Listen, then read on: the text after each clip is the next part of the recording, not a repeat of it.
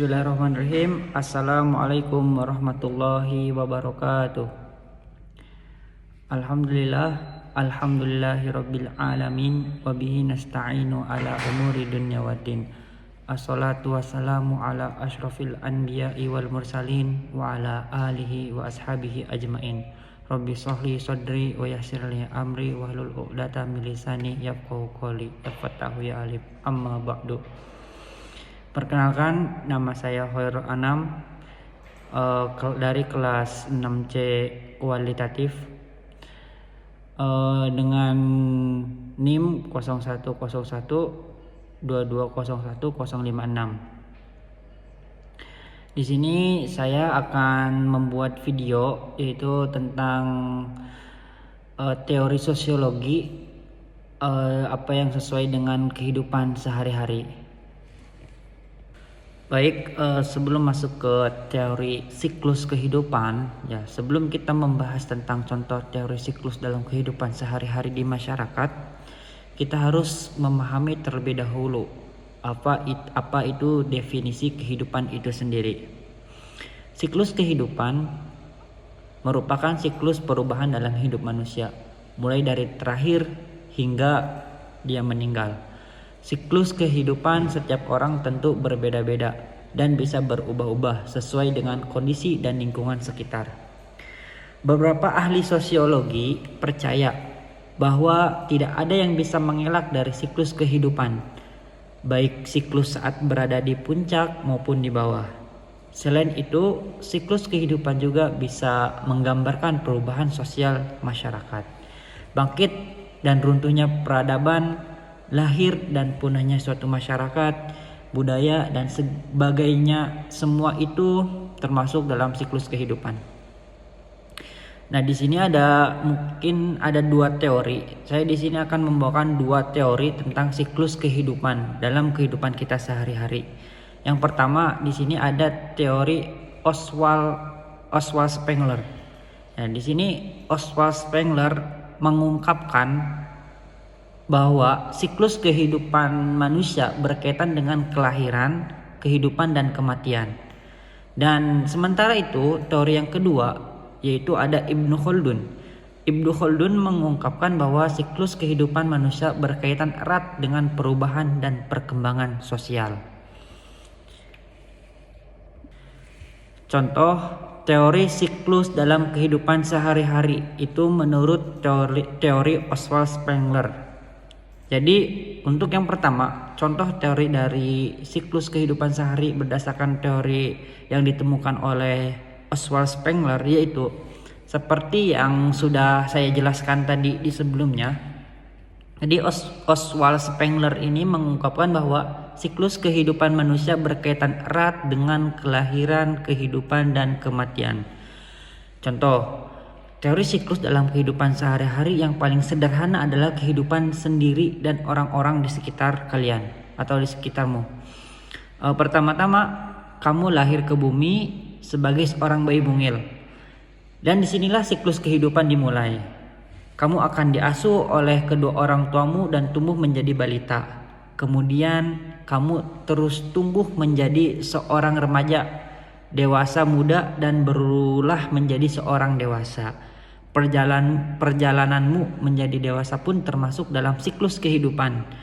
Masuk ke sekolah dasar, masuk ke SD atau ke MI, masuk ke SMP, masuk ke SMA, kemudian masuk ke universitas atau perkuliahan, dan setelah itu lulus sebagai sarjana. Dan setelah lulus menjadi sarjana, kalian pasti mencari pekerjaan. Kemudian pasti gagal dalam pekerjaan, terus mencoba lagi dan membuka usaha dan sebagainya. Nah, itulah siklus kehidupan. Dan kemudian setelah itu siklus kehidupan pasti ada menikah, memiliki anak, membangun rumah, membeli mobil, dan seterusnya. Semua itu termasuk dalam siklus kehidupan kita sehari-hari. Jadi kita pada akhirnya akan menua. Sebelum kemudian meninggal, dunia akan berulah menjadi kehidupan yang berhenti. Jadi singkatnya, Setiap bayi yang terlahir berarti mereka baru saja memulai kehidupan baru. Sementara setiap orang yang meninggal dunia berarti mereka sudah menyelesaikan siklus kehidupan mereka. Itulah contoh teori dalam kehidupan sehari-hari berdasarkan teori yang ditemukan oleh Oswald Spengler. Kemudian teori yang kedua yaitu berdasarkan teori Ibnu Khaldun.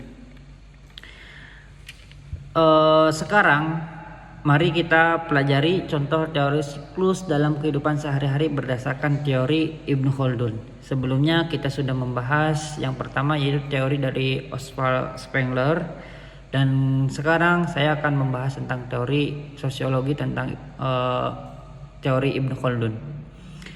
Seperti yang sudah saya jelaskan sebelumnya, jadi contoh teori siklus dalam kehidupan sehari-hari menurut Ibnu Khaldun berkaitan erat dengan perubahan sosial masyarakat. Kita pasti tahu bahwa di zaman dulu manusia bumi melalui berbagai tahap, mulai dari berburu, bercocok tanam, menetap, dan sebagainya. Mereka membuat peralatan dari batu-batuan, kemudian dari kayu, kemudian mengkombinasikannya hingga tercipta peralatan yang jauh lebih canggih seperti saat ini.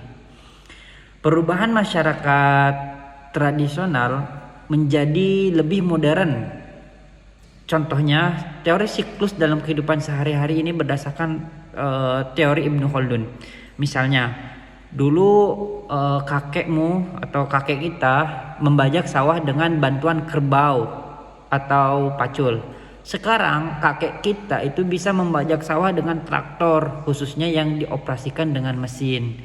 Dan dulu kakek kita harus membayar tenaga banyak orang untuk membantu panen di ladang. Sekarang kakek kita bisa melakukannya dengan sedikit orang dan bantuan mesin-mesin canggih. Nah, perubahan-perubahan inilah contoh dari siklus dalam kehidupan sehari-hari di masyarakat.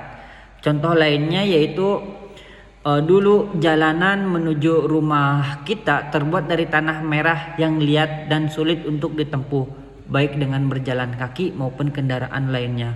Sekarang jalanan tersebut sudah diaspal sehingga sangat mudah untuk dilalui masyarakat dan kendaraan bermotor. Mungkin ada lagi contoh yang lainnya. Dulu masyarakat bergerak dari satu ke tempat yang lainnya itu melalui bantuan kuda, sapi, kerbau, dan gerobak. Sekarang pada masyarakat zaman sekarang dia bisa memilih transportasi apapun yang dia sukai, mulai dari motor, mobil, kereta, pesawat, kapal laut, dan sebagainya. Nah, semua itu adalah contoh teori siklus dalam kehidupan sehari-hari di masyarakat. Selain itu, ada juga perubahan sosial berupa keruntuhan peradaban atau punahnya suku tertentu karena satu dan lain halnya. Ini juga yang disebut sebagai siklus kehidupan. Sama dengan manusia yang terlahir dan meninggal, masyarakat dan peradaban pun bisa mengalami hal-hal tersebut.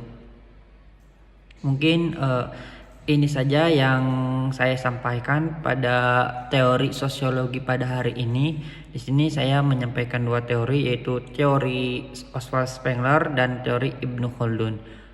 Semoga apa yang saya sampaikan pada pembelajaran teori sosiologi ini bisa bermanfaat bagi kalian semua. Apabila ada kesalahan dari perkataan, mohon dimaafkan. Billahi taufiq wal hidayah. Assalamualaikum warahmatullahi wabarakatuh.